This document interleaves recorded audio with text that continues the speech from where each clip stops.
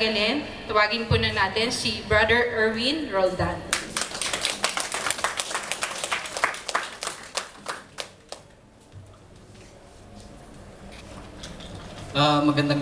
Magandang hapon sa inyo lahat.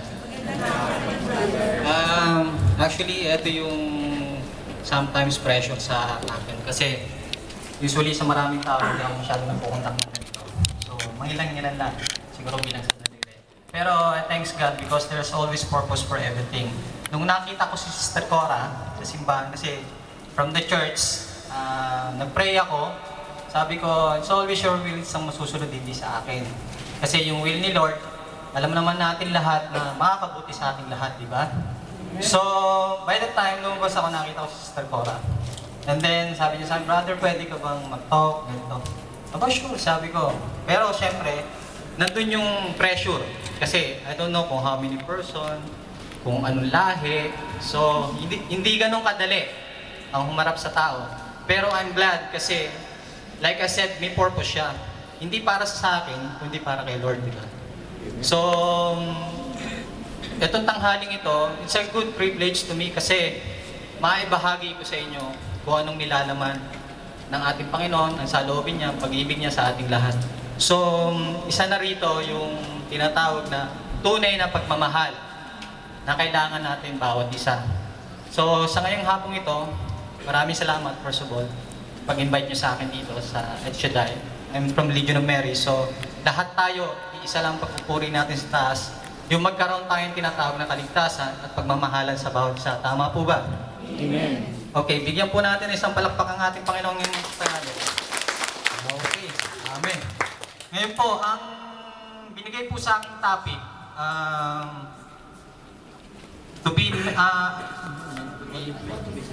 how to be meant to be a Christian.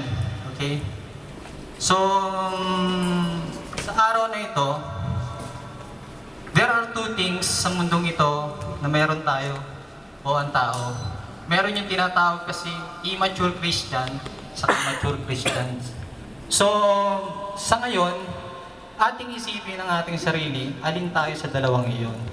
Yung mature Christian na tinatawag, ito po yung sumasamba, nananampalataya at the same time sumasagawa sa kanyang mga sinabi.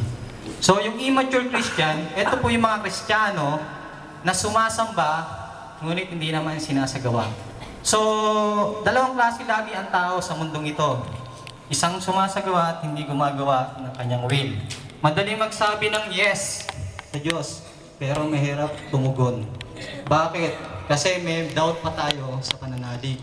Even though you are Christians, hindi natin masasabi na fulfilled Christian pa rin tayo unless you learn how to sacrifice. Ano po ba yung mga sakripisyo na tinatawag natin? So, isa na po dyan yung pag-deny sa ating sarili. So, malimit ang Kristiyano po, ang kakulangan po sa kanya ay yung pag-deny sa sarili. Marami po sa atin, dasal ng dasal, rosaryo na rosaryo, panay ang simba, pero malayo ang kalooban sa Diyos. Sabi nga ng Diyos, maraming tatawag sa pangalan ko, sasabihin Panginoon, nakikilala niyo ba kami? Nagpagaling po kami, sumamba po kami, nanalangin po kami, marami po kaming ginawa ayon sa kautusan. Anong sabi ng Panginoon? Hindi ko kayo nakikilala. Sabi nga sa banal na kasulatan, magsilayo kayo, mga sinungaling. Tandaan nyo, ang Diyos ay mananahan sa taong gumagawa. Hindi lang puro dasal. Marami sa atin nagsisimba, sabi ko nga, malayo ang kanilang puso. Pagdating sa bahay, kung hindi pala mura, chismoso, chismosa. Kung sino pa yung religyoso, siya po pa yung maraming kinukwento. Mga kwentong walang katuturan o sinasabi nating walang kabuluhan sa mata ng Diyos. Ang hirap maging Kristiyano, brother and sister. Pero ang tunay na Kristiyano po ay napakasarap, malasap sa pagmamahal ng Diyos sa puso natin. Okay? So, yung sinasabi ko, katotohanan lang. Kasi kung gusto nyo pong maging tunay na Kristiyano, matuto tayong sumunod, matuto tayong gumawa, hindi lang puro salita. Tandaan nyo, mismong si Simon Pedro, ano sabi niya kay Panginoong Jesus? Sabi niya, Panginoon, Kung ipapako kayo, at kung maghihirap kayo at pupunta kayo sa Jerusalem, huwag na po. Sabi niya, sapagkat mahihirapan lang po kayo. Ano sabi niya? Simon, ginamit ang iyong dila ni Satanas. Lumayas ka sa harapan ko, sapagkat ang iyong pag-iisip ay sa mundo at hindi sa Diyos. Alam niyo, maraming Kristiyano po rito ang ginagamit ni Satanas. Una sa lahat, marami po rito ang takot magsilbi sa Kanya. Bakit ko sinabi? Hindi niyo po makikita ang taong tunay na nagsisilbi. Okay? Nang hindi natatakot. Lahat naman tayo takot, di ba? Sinong gustong humaba ang buhay dito? Taas ang kamay. Okay. Lahat tayo gustong humaba ang buhay. Lahat tayo ayaw magkasakit. Pero ang totoo niyan, dadaan po tayo sa butas ng karayom. Makip ang pintuan, pero nandoon ang kaligtasan. Tama po ba? Napakalawak ng pintuan sa mundong ito, pero puno ng kasalanan. Kung gusto nyo magsilbi sa langit, Kristiyano, magpakatotoo ka, at magpakatibay ka, magtiis ka. Sapagkat ang pagiging tunay na Kristiyano, lumuluha. Gusto nyo bang maging tunay na Kristiyano? Kung gusto nyo maging tunay na Kristiyano, matuto kayong magmahal sa kapwa ninyo. I-deny nyo ang sarili nyo. Huwag puro simba. Huwag puro dasal. Nakikita nyo ba ang mga palad nyo? Tingnan nyo ang mga palad nyo. Yan, basahin nyo ang palad nyo, brother and sister. Tanungin nyo sa palad nyo, anong ginawa ko habang nabubuhay ako sa mundong ito? Hanggang ngayon. Meron ba akong binigyan ng mga pulube? Meron ba akong inipong may karamdaman, naghihingalo? Meron ba akong inabutan, walang pamasahe? Meron ba akong tao na binitbit sa ospital at tinulungan? Meron ba akong taong natulungan, niyakap ng palad ko dahil siya'y nangungulila? Meron ba akong tinulungan?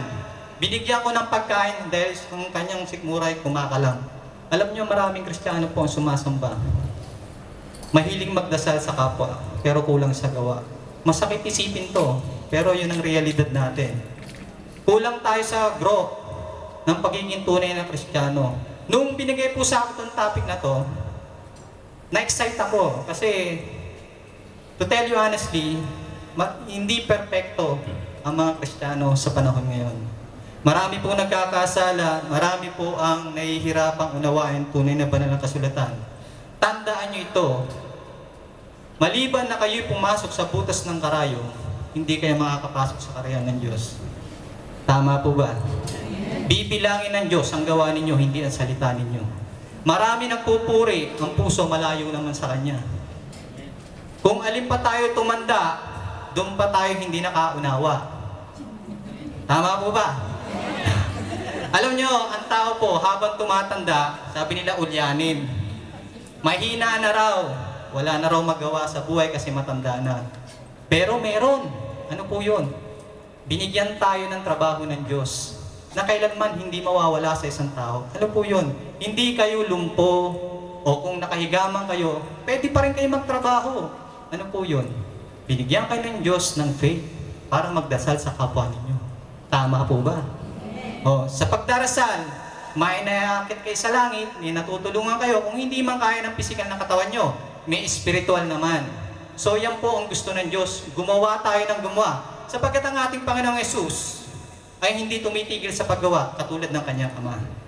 Kung may isang taong nalaglag sa bangi, hindi nyo ba sasagipin? Sa oras na nagdarasal kayo? Hindi ba mas kailangan tulungan nyo kaysa sa pagdarasal ninyo? Ang Diyos ay paggawa. Buhay. Hindi siya patay. Ang Diyos ay laging nandito, tumutulong sa mga mahihirap. Sabi nga, mapalad ang mga mahihirap sapagkat nasa kanila ang Diyos. Tama po ba? Ngayon, kung hindi kayo tumutulong sa Diyos, paano sa inyo ang Diyos? Kung hindi kayo tumutulong sa mahirap, paano sa inyo ang Diyos? Di ba? Bakit nagkaroon ng mahirap at mayaman? May idea po ba tayo? Ito, karamihan tanong ng mga tao to eh. Bakit nagkaroon ng mahirap at mayaman? Okay. Ang mahirap po kasi, ganito. Kapag may mahirap, nakikita po natin ang pagdurusa ng tao. Pag nakikita nyo po ang pagdurusa ng tao, naiintindihan nyo, may pakiramdam kayong maawa. Tama po ba? Ngayon kung may awa, sinong nandun sa inyo? Si Lord. Ngayon, kung mayaman kayo at lagi kayong nakikitang masagana, anong nakikita nyo sa Kanya? Kasaganahan, inggit. So tandaan nyo, ang paghihirap ay laging nandoon ng Diyos. Marami nag-aalipusta sa mga mahihirap, marami nag-aalipusta sa mangmang, pero hindi nila naunawaan, ang tunay na Diyos ay nasa kanila, wala sa mayaman. Kung nasa mayaman man, tulad ng kaibigan niyang si Lazaro, yun po'y pinagpala. Okay? Hindi po kasalanan maging mayaman din. Kaya lang, huwag nyo namang abusuhin. Sapagkat ang pag-aabuso po, wala po ito ng Panginoon. Tandaan nyo, ang Panginoon Diyos natin ay buhay, mapagpatawad, mapagmahal. Kailanman hindi siya natutulog. Ang pagiging Kristiyano po ay laging nagsisimula sa pagmamahal. Tama po ba? Ngayon, ang kahulugan ng pagiging Kristiyano, yung tinatawag na maging kaisa ka kay Kristo. Christ-like. Christian nga, sabi, di ba? So, ibig sabihin po, kung magiging isang Kristiyano ka, tulad ni Kristo, makakatawag ka ngayon sa Ama, na Ama ko, patawarin niyo po ang aking pagkakasala, Ama ko, tulungan niyo ako. Naging big privilege si Kristo para sa ating lahat. Sapagkat sa pamamagitan ng pagtanggap sa Kanya, sa bautismo, sa 7 sacraments, na pinaka-importante sa lahat, nagkaroon tayo ng pagkakataong pumasok sa kaharian ng Diyos. Tama po ba? Sapagkat ang bautismo po, ito po yung benefits natin para maging isang kapatid ni Kristo at anak ng Diyos. Kayo po ay mga tagapagmana ng kalangitan. Yung po ang dahilan, kaya napakahalaga rin po ng bautismo. Sapagkat sa bautismo, dito nagsisimula ang pagiging Kristiyano. Kaya mahalaga po ang Kristiyano. Ako, I'm proud to be a Christian. Kayo po ba proud po kayo maging Kristiyano? Amen. Pagiging Katoliko po natin, di ba? Andiyan po. Yung pagsisimba, katulad ng pagsisimba, meant to be a Christian, kailangan lagi tayo nagsisimba. Like I said, magsimba kayo, pero nasa puso. Hindi sa pagsamba sa labas. Sabi nga, ang nagpapasama sa isang tao ay hindi yung pumapasok sa bibig, kung hindi lumalabas. Sapagkat diyan nagsisimula ang kayabangan, lahat ng klase ng pagkakasala, pagmumura, inggit, chismis. Yan, malimit, problema yan, chismis, lalo sa ating mga Pilipino. So, kung gusto nyo pong maging tunay na Kristiyano, matuto po tayong itikom natin ang dila. Matuto po tayong magmahal sa ating kapwa para na rin tayo nagmahal sa ating Panginoon. Sapagkat ito po ang requirements naman eh. Kahit dasal ka ng dasal, luhod ka ng luhod, rosaryo ka ng rosaryo, hindi mo naman mabigyan ng tinapay yung kapatid mo. Hindi mo naman man lang siyang matulungan. Madalas sa gusto niyang pupuntahan dahil nahihirapan siya. Wag na po kayong sumamba, sapagkat sabi ng Diyos, hindi ko kayo nakikilala. Ang tunay na Kristiyano ay buhay, gumagawa. So sabi ni Kristo, may dalawa nagkautang sa Kanya. Okay? Isang 500 denaryo, saka isang 50 denaryo. Ngayon, kapwa sila hindi makabayad. Ngayon, sa tingin nyo, sino ang mas patatawarin niya ng gusto? Yung 500 o yung 50? Ano? 50 o 500? Bakit 50, sister? Konti. Bakit 500 ba? Kasi mas malaki yung halaga na nasa kanya. Pag pinatawad siya ng Diyos, ibig sabihin, mas malaki yung pagpapatawad ng Diyos sa kanya. Okay, amen. Okay, 500 kasi, sa laki ng kasalanan niya, malaki rin ang pagmamahal niya. 50, may pagmamahal siya, pero kulang ang pagmamahal niya. Tama po ba? Tandaan nyo, mas mauna pang pumasok sa atin ang makasalanan kaysa sa atin, sa kaharian ng Diyos. Sapagkat ang Diyos naparito, hindi sa atin. Sa makasalanan. Pero anong ginagawa natin? Kapag nakita natin ang tao, ubod ng kasalanan, ubod ng yabang, ginagatungan pa natin. Ayokong makita ka. Hindi kita kilala, sapagkat ikay kaaway ko, mayabang ka. Pero anong sabi ng Diyos? Mahalin mo ang iyong kapwa, kaya ng pagmamahal mo sa sarili mo, lalo na ang kaaway mo. Amen. So ibig sabihin, napakahirap mahalin ng kaaway, pero yun ang requirements niya. Mahalin mo ang kapwa mo. Diba? Nang gaya ng pagpamahal, lalo na ang kaaway mo. Pag Pag ginawa mo yon, tatawagin kitang anak ng Diyos. So, napakahirap pong magpatawad. Marami po ang may karamdaman sa mundong ito. Pilay, lumpo, bingi, bulag, may hypertension, may high blood, may kidney problem, cancer, AIDS, lahat na ng problema nasa mundong ito. Bakit maraming problema? Bakit maraming may karamdaman? Kasi kulang sa pagpapatawad at pagmamahal ng tao. Dasal ka ng dasal, hindi ka marunong magpatawad. Minanloko sa'yo hanggang ngayon, hindi mo pinatakot. Paano ka ngayon magkakaroon ng kagalingan? Tandaan nyo, ang kagalingan nasa pagpapatawad. Hindi kayo makakalaya hanggat hindi kayo matutong magpatawad. Maliit man, ang dinadala ninyo, ilaw pa rin ng inyong mga mata at buong katawan yan. Kaya nga sa brother and sister, kung gusto nyo maging tunay na Kristiyano, matuto kayong magpatawad tulad ng amang nasa langit. Sapagat si Kristo dumating sa mundong to upang ipatupad ang kautusan, hindi ipawalang bisa.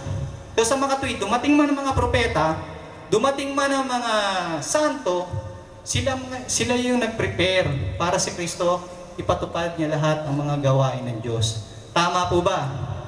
Amen. So ibig sabihin, dalawang klase pong Kristiyano, immature and mature Christian.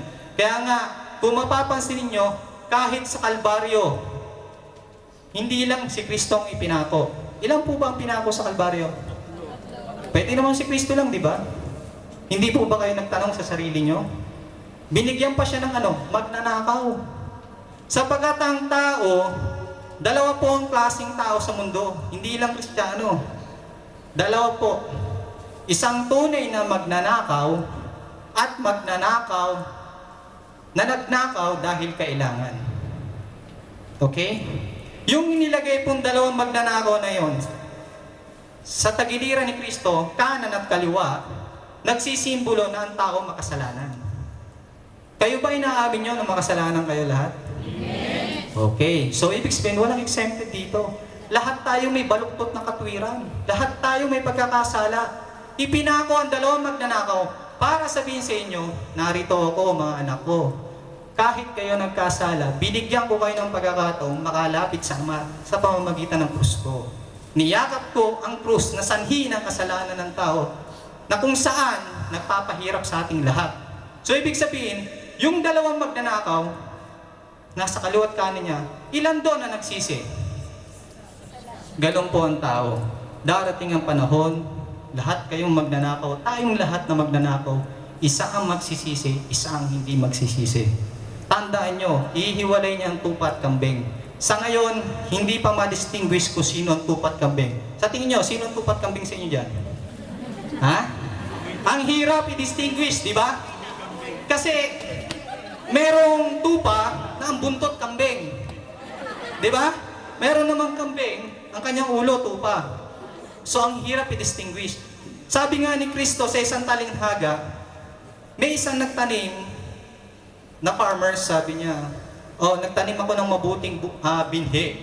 Tumubo yung binhi. Nung gabing nagdaan, merong isang magnanakaw, isang tao na naghasik ng lagim. Naglagay siya ng damo. So, ibig sabihin, tumubo yung damo doon sa mabuting bunga, sa mabuting mga halaman. Ngayon nakita ito ng hari, ng magsasaka, sabi, Panginoon, meron po rito mga damong tumubo. Bubunutin ko po ba? Ano sabi niya? Hayaan niyo munang sabay silang tumubo ang damo at ang mabuting halaman. Bakit? Nang sa ganun, parehas silang yumabong, lumago, at dumating yung pagkakataon, yung time na aanihin ko sila, saka ko sila ihiwalay. Kasi baka madama yung mabuting bunga. Tama? Naintindihan niyo po ba? Ibig sabihin, kung hindi niyo ma-distinguish ngayon kung sino tupat kambing sa inyo, darating ang panahon makikita natin pare-pareho. Ang masakit nga lang nun, kung sa pamilya natin, mahal natin sa buhay, na hindi rin natin makakasama kung saan mang kinalalagyan ng Diyos. Yun ang mahirap. So, let's face the reality na ang katotohanan po kailangan natin tanggapin. Dahil ang salita ng Diyos po buhay. Hindi po puro salita, hindi po puro panalangin. Kailangan natin gumawa. Bilangin nyo sa palad nyo kailangan ng paggawa na sa ganun magkaroon po kayo ng pagkakataon na makaakyat din sa kinalalagyan ng mga santo. Sila po ang mga huwarang tao na binigay sa atin ng Diyos upang tularan tulad ni Kristo. Amen. So, ibig sabihin po, maiintindihan natin ang tunay na pagmamahal sa Diyos. Ang tunay na pagsamba. Kailangan po natin magsakripisyo, brother and sister. Kailangan natin lumuha. Hindi puro kaligayahan. Kailangan natin magbitbit ng krus ng iba. Hindi lang krus ninyo. Dito, meron bang pasanin ng mga krus sa inyo, buhay ninyo? Gusto nyo bang gumaang yan? Sabi nga ng Diyos, ako ang pinakamagaang nagbigay, di ba, ng krus, di ba? Ibig sabihin, kaya niyang bitbitin ng krus din natin. Pero yung the rest, kayo rin na magbitbit. Alam niyo, gusto niyang gumaan yan, matuto kayong magpatawad. Matuto kayong magmahal sa kapwa niyo, tumulong. Magbigay kayo ng tulong lagi at pagmamahal sa inyong kapwa. Doon makikita niyo ang tunay na pagmamahal ng Diyos. Wala sa bato o tinayong struktura sa isang simbahan. Tandaan nyo, ang templo ng Diyos ay ginawa hindi sa bato. Ang templo ng Diyos ay ginawa sa laman at dugo. At yun yung katawan natin. Tama po ba? So, kung nasasabi natin na ang templo ng Diyos ay naririto, therefore, kailangan natin linisin.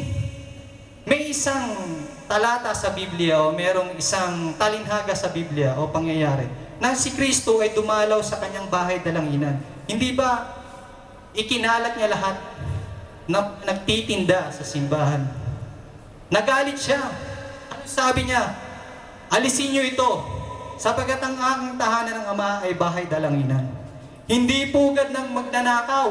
Ngayon, kung kayo'y templo ng Diyos, bakit pugad ng magnanakaw nasa puso ninyo? Maraming nagtitinda sa puso ninyo. Andyan ang selos, chismis, nandyan ang pag-iimbot, andyan yung kung anong ginagawang kasalanan, kasinungalingan, pagmumura. Lahat na lang ng kasalanan nandyan. Ngayon, pag dumating si Kristo sa buhay nyo, at darating na, at dumating na, lilinisin niya yan sa gusto nyo. Bubuklatin niya ang puso ninyo, ang templo niya. Sapagkat ayaw niya na marumi ang kanyang templo.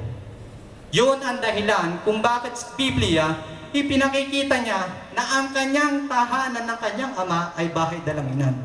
Ngayon gawin yung bahay dalanginan ang inyong pagkatao. Sapagkat kayo templo ng Diyos, hindi nyo pwedeng sirahin.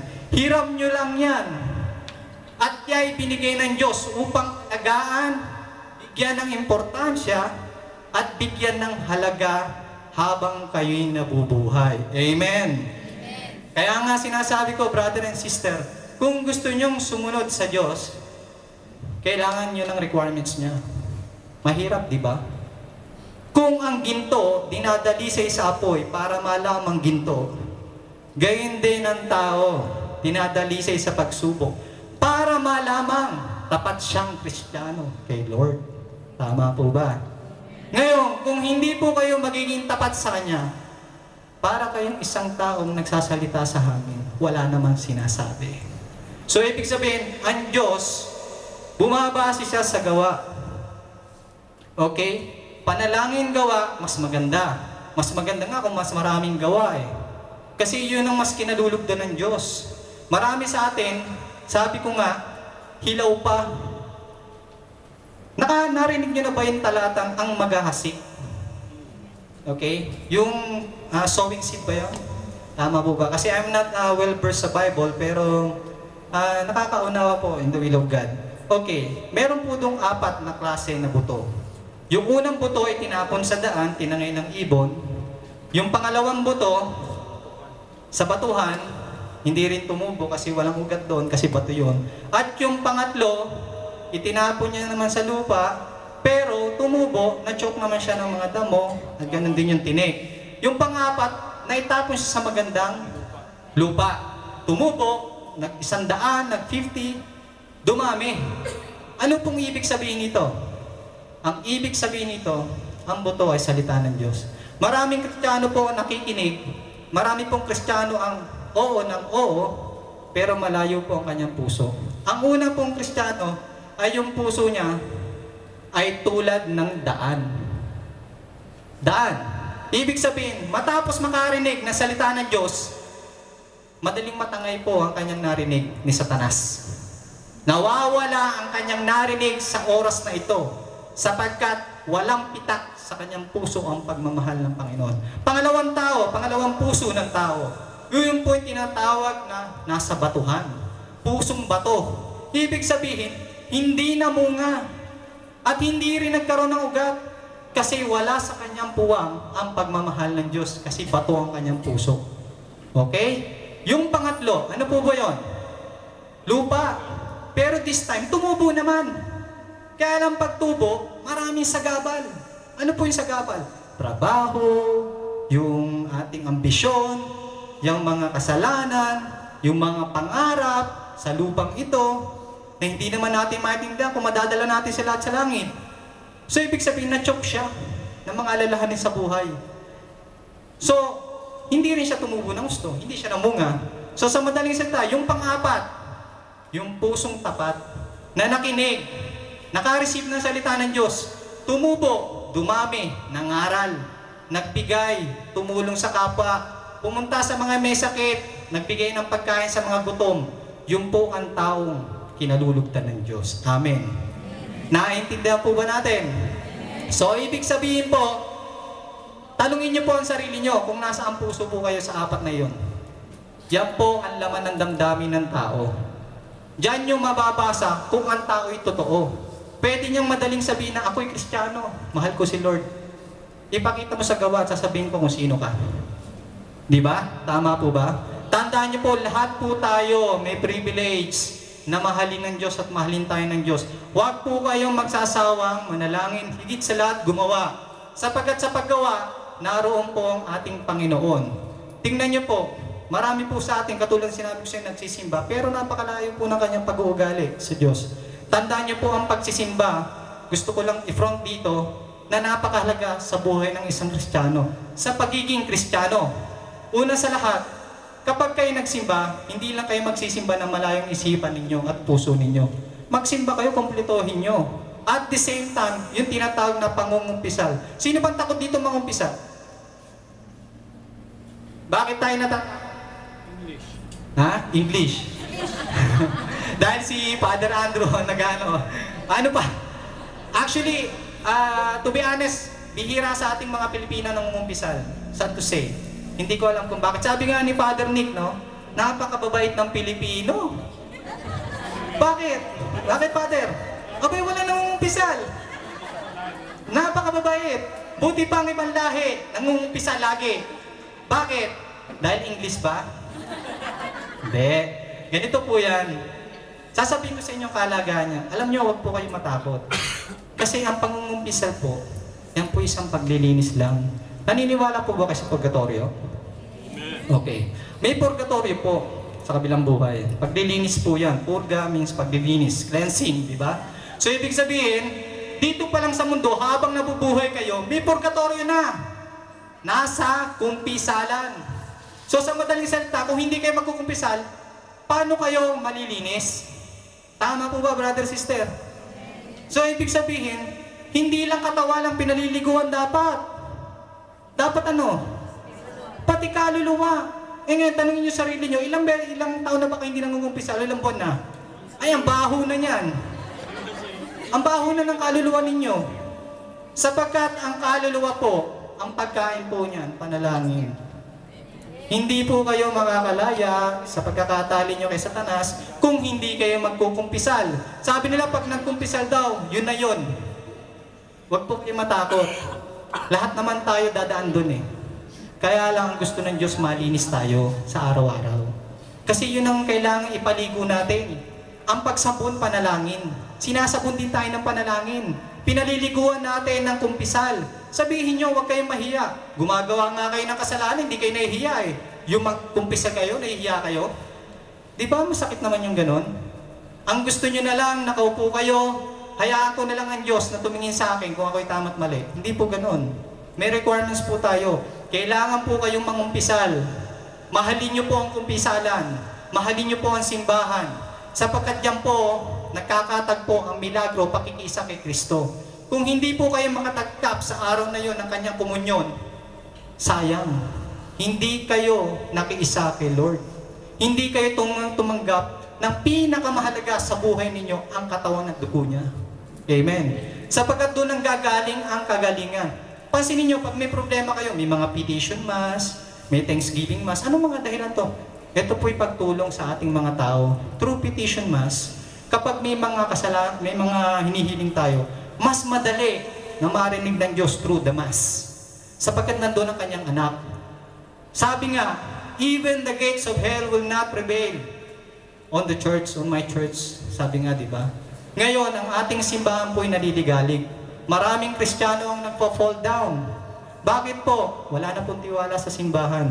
Kung ang isang pari po ay naging makasalanan sa harap ninyo, nakita niyong palamura, masungit and everything, huwag niyo pong idamay ang simbahan. Yan ang tandaan ninyo. Sapagkat ang pananagutan ng pare ay sa Diyos. Hindi niya pananagutan kung ano yung ginagawa during that mass. Yun po'y para sa tao. Si Kristo po'y nandoon. Ngayon kung may pagkakasala siya, bilang isang pare, siya po'y tao lamang. Kayo ba walang pagkakasala dito? Hindi po kadahilanan para magkasala ang isang pare, lumabas kayo sa simbahan. O naboring kayo dahil yung misa ng pare hindi maganda. Tandaan ninyo, 4 na klase ang puso ng tao. Mamili kayo doon kung sino kayo. Doon nyo makikita ang tunay na pagkatao ninyo. Kaya nga sabi ko, brother and sister, wala kayong karapatang husgahan ng isang tao. Bagamat siya ay pare, napakahirap ng kanyang katayuan, pero siya pa rin ang inihalal ng Diyos dito sa lupa. Alam nyo ba na mas mahalaga siya kaysa anghel? Nabasa nyo ba sa Biblia? Mas mahalagang di hamak ang ating pare kaysa sa mga anghel, sapagkat siya ang replika ni Kristo sa mundong ito.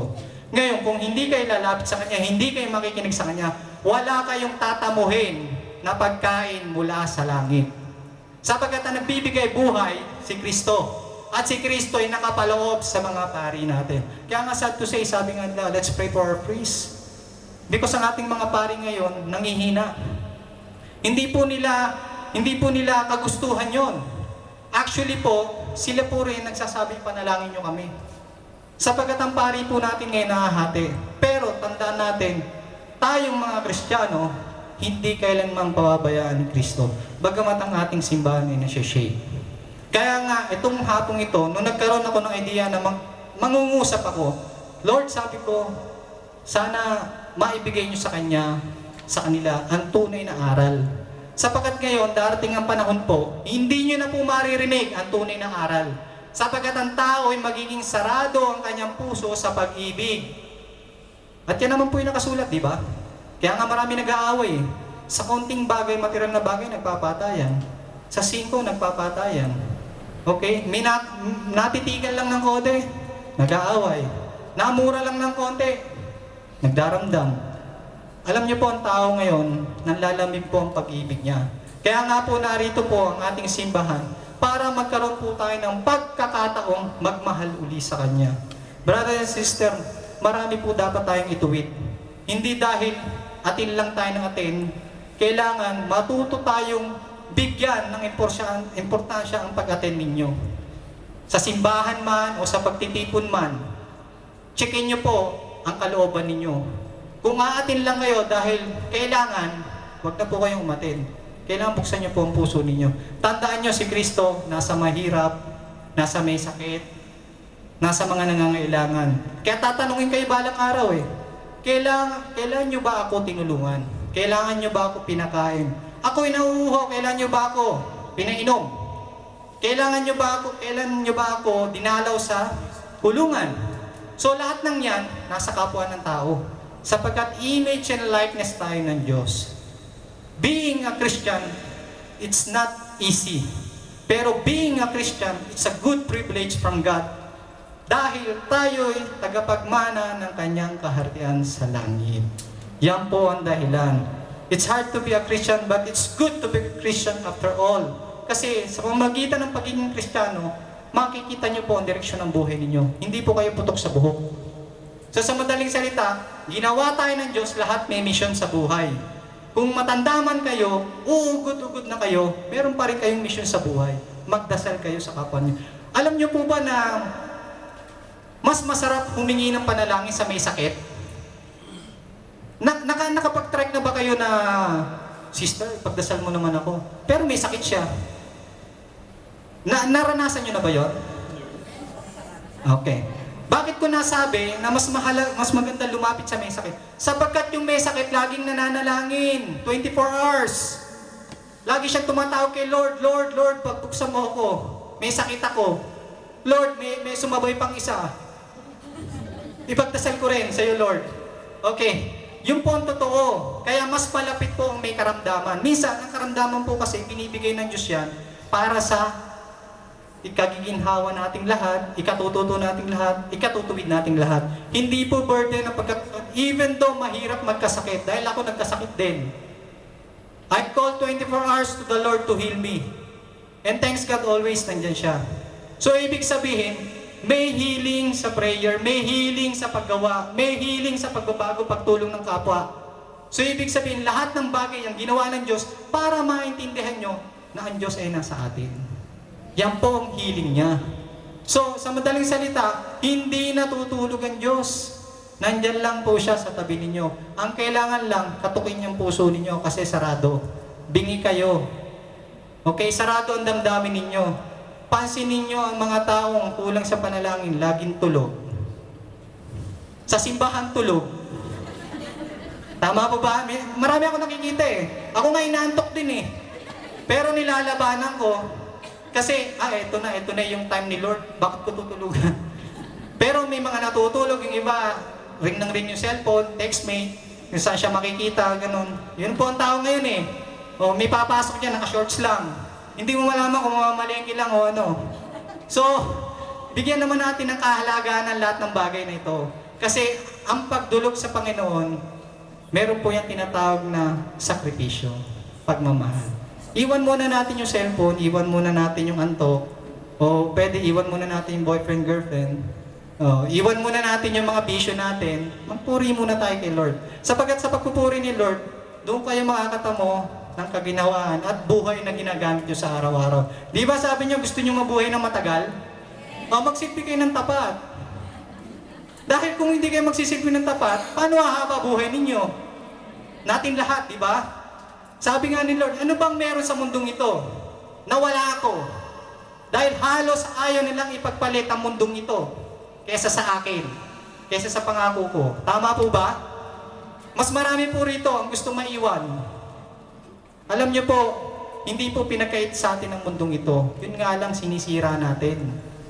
Binigay sa atin ang mundong ito upang makita nyo ang kanyang mga ginawa, ang kanyang pagmamahal. Pero suklian naman natin ng pagmamahal, ang lahat ng bagay. Sapagkat sa pagmamahal po, makikita po natin na meron tayong privilege, hindi lang dito kung hindi sa kabilang buhay. Amen?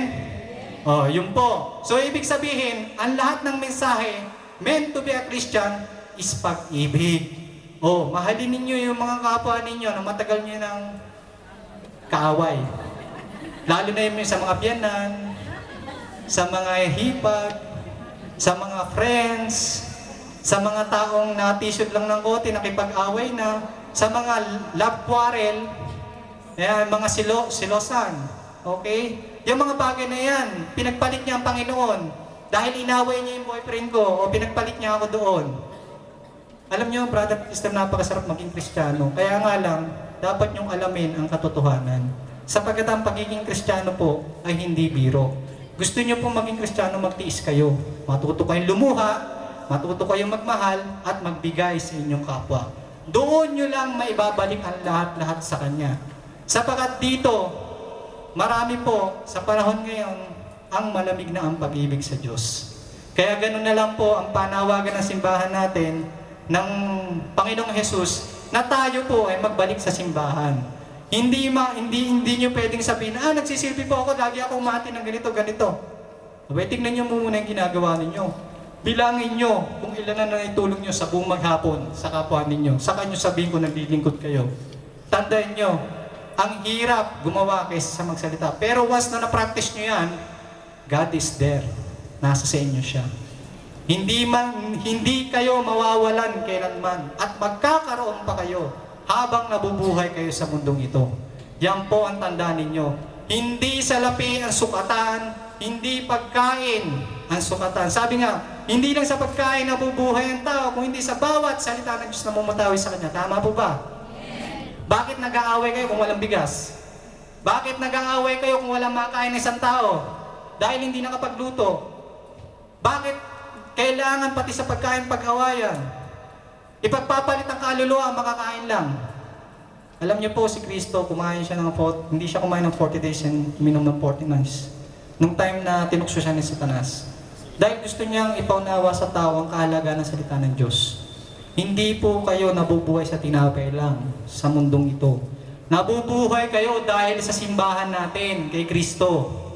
Okay? Kahit hindi kayo kumain ng ilang araw, may Diyos po. Kung gusto niyang kunin kayo, kunin kayo. Kung ayaw niya, ayaw niya. Sapagkat siya lang po ang makapangyarihan sa lahat. Kaya kailangan po nating ituwid ang sarili natin para sa Kanya. Kaya nga, kung may pangangailangan kayo bilang tao, ang pagiging Kristiyano, kailangan matiisin. Hintayin niyo yung awa niya. Maghintay kayo, huwag kayo magmadali. Kung may hinihiling kayo, huwag niyo madaliin. Nandyan lang yung kailangan niyo. Kung ang uwak nga, sabi nga niya, di ba, hindi naman nagtatanim, hindi naman nag-aararo, pero kumakain kayo pa kayong mga tao na mas mahalaga kaysa sa mga ibon. So, ibig sabihin, itong mga katagang ito, ulit-ulitin sa inyo, isiksik nyo sa puso ninyo. Sapagkat ang tunay Kristiyano, gumagawa. Hindi lang siya nagdarasal. Hindi lang siya puro chismis. Okay? Hindi lang siya puro inggit. Kristiyano nga siya, mainggitin naman siya. So tandaan nyo po, lahat ng puto totoo. May kambing at tupa sa ating lahat. Hindi nga lang natin ma-distinguish kung katabi nyo tupa o kambing. Amoy lang. Ayun ang mahirap. So, ibig sabihin, sa amoy lang daw. Yan, nangangalingasaw na. Kaya nga, brother and sister, amuyin nyo yung katabi nyo. Kung amoy kambing, baka siya. Hindi. Wala tayong kayang musgahan sapagkat wala sa ating mga kamay ang musga ng tao. Tama po ba? Tanging Diyos lamang. Kaya nga, merong insidente sa Biblia na isang babae nahuling nangangalunya. Pero ano sabi ni Kristo? Sinong walang kasalanan, siyang unang bumati. Anong ibig sabihin nito? Wala po tayong karapatang musgahan ng kapwa natin. Sapagkat sa mata ng Diyos, lahat tayo makasalanan. Kay pari ka, kay isa kang ministro, kay ordinaryong tao ka, may bahid ka ng pagkukulang sa Kanya. Ang magagawa mo lang, unawain ang kapwa mo, ipagdasal siya at mahalin mo ang kapwa mo. Yun lang po. Kung mapapansin nyo, sa Old Testament, ilang utos pa ang binigay ng Diyos? Bakit nagkaroon pa ng 2 utos ng Diyos? Simplified. Okay, simplified. Sa madaling salita, yung 10 noon, 2 lang yun. Mahalin mo ang Diyos ng higit sa lahat, mahalin mo ang kapwa mo gayong pagmamahal mo sa iyo. Bakit niya ginawa 10? Hindi niya inuna yung 2 bago yung 10. Kasi gusto niyang maintindihan niyo kung ano yung 2. Yung 2 utos na yun, nakapaloob doon yung 10 utos. Bawal magnakaw, bawal mangulunya, di ba? Nandun lahat, di ba? Bawal kayong sumamba sa ganito, tanging Diyos lamang. Sinimplified niya, sabi nga ni brother, di ba? So, ang Diyos po nagtuturo, parang elementary tayo nung una. Sapagkat noon, ang mga Israel, ang mga unang Kristiyano noon, walang pagkakilala sa utos ng Diyos. Kaya ginawa ang 10 utos. Dinetail niya muna bago niya sinimplify. Nang sa ganun dumating siya sa panahon natin sa bagong tipan, maiintindihan nyo ang kanyang buod ng kwento. Sapagkat ang buhay ni Kristo at ni Maria ay isang panalangin. Kailangan dumaan tayo doon. Ang hangganan ng buhay natin ay krus. Kalbaryo. Bibit-bit din kayo ng krus sa ayat sa gusto nyo. Haharap tayo sa Diyos sa ayat sa gusto natin. At lahat ng ginawa natin, ipagsusulit natin. Walang mahirap, walang mayaman. Sapagkat sa mata ng Diyos, ang puso niya ang pinagbabatian. Hindi na po nakatitik. Kahit basa ka ng basa ng Biblia, from back to front, o kaloob-looban yun, kung wala kayong pagmamahal, useless. Wala po dyan ang kaligtasan. Nasa puso ng tao. Isinulat na po niya ang kaligtasan sa puso at hindi na sa tinta. Yan po ang pangako ng Diyos sapagkat sapat na si Kristo para tayo maging isang tunay na Kristiyano. Sapagkat si Kristo po ang gumawa ng lahat ng bagay na hindi natin kayang gawin. Kayo ba kaya nyo magsakripisyo sa kaaway ninyo? Ang hirap, di ba? Pero sa pamamagitan po ng panalangin at pagpapatawad, makakasakripisyo kayo. Yun ang mahirap tanggapin po ba? Madaling tanggapin. Sundin nyo lang po ang kanyang pagmamahal. Ngayon po, lahat ng bagay na sinabi ko sa inyo, ala-ala lamang ng pagmamahal sa atin ng Diyos. Huwag po tayo maging plastic na Kristiyano, Tupperware. Huwag po tayong humarap sa Diyos. Diyos ko, ako po'y ganito, pero sa lobby ko may kaaway ako. Tandaan nyo, alam ng Diyos bago nyo hilingin ito ninyo. Alam din ng Diyos ang pagkatao ninyo. Hindi nyo siya kayang pagtaguan. Kung humarap man kayo sa simbahan o sa harapan ng altar, make sure na patawad ninyo ang kapwa ninyo. Alam nyo po ba itong altar na ito? Itong altar na ito, masasabi natin, ano po ba sa tingin nyo to? Sambahan to, di ba? Ngayon, sino pa rito ang may altar sa bahay? Lahat kayo siguro meron, no? Lahat? Wala. Brother and sister, yung mga wala dyan, gumising kayo sa katotohanan. Ang Diyos wala sa pader. Binigyan tayo ng panulukan, luklukan, para makita ninyo ang bintana ng langit. Ito ang bintana ng langit, brothers and sisters, sa mga walang altar. Ang pagiging Kristiyano, ang kahalagahan niyan, ay makita nyo ang katotohanan. Yung pagkakaroon ng altar sa bahay, ay isang malaking pribilehiyo para makita nyo ang Diyos. Sapagkat yan po nananahan ang kanilang mga larawan. So, ibig sabihin, kung wala po kayong altar, saan kayo sasamba? Sa pader? Sa kisame? Hindi kayo marunong magtirik ng kandila? Hindi kayo marunong man lang gumastos ng kandila? Magbigay ng bulaklak para sa Kanya? Alam nyo, ang pagpapatawad ng Diyos nasa pagmamahal niya sa harap ninyo. Kung hindi kayo marunong magmahal, paano kayo patatawarin ng Diyos ng gusto? Ang maikli, ang kanyang pagmamahal, maikli rin ang kapatawaran, tatamuhin niya. Ngunit ang taong busog sa pagmamahal, ang pagpapakita ng pagmamahal sa kanya, tatamuhin niya ang pagmamahal na lubos-lubos na kailangan niya. Amen? Yung po ang dahilan, kaya ang pagiging Kristiyano, marami pong ginagawa. Nakaka-boring po, di ba? Kailangan may altar ka, kailangan magsimba ka, kailangan mag-confess ka, kailangan magmahal ka ng kapwa, kailangan ko lahat to. Tandaan nyo, brother and sister, hindi kayo ginawa putok sa buhok. Ginawa kayo ng Diyos, anak kayo ng Diyos. Magpaka-anak kayo ng Diyos. Magpakatotoo kayo, brother and sister. Huwag niyong lokohin ang sarili ninyo. Ang pagiging Kristiyano ay isang napakalaking pribilehiyo sa mata natin, sa mata ng Diyos. Nandun po kasi ang kanyang pangako. Kaya nga, brother and sister, sana po may natutunan po kayo. Oras na po ba? Ha? Napahaba ako eh. Naka-read away ko, sister. Okay, sana po may natutunan kayong hapon ito and nagpapasalamat po ako sa hapon ito sapagkat nabigyan po ako ng time para may share din sa inyo, brother and sister, ang salita ng Diyos. At ngayon ko lang nakita ang mga nakakatuwang Kristiyano o masayahing Kristiyano sa lugar na ito. And I'm very happy with that, with my wife and my kids, dahil masaya ang grupong ito. So, patuloy tayo magpuri sa Kanya, patuloy tayo magpasalamat sa Kanya, at patuloy nating pagsilbihan siya. Amen. Thank you po.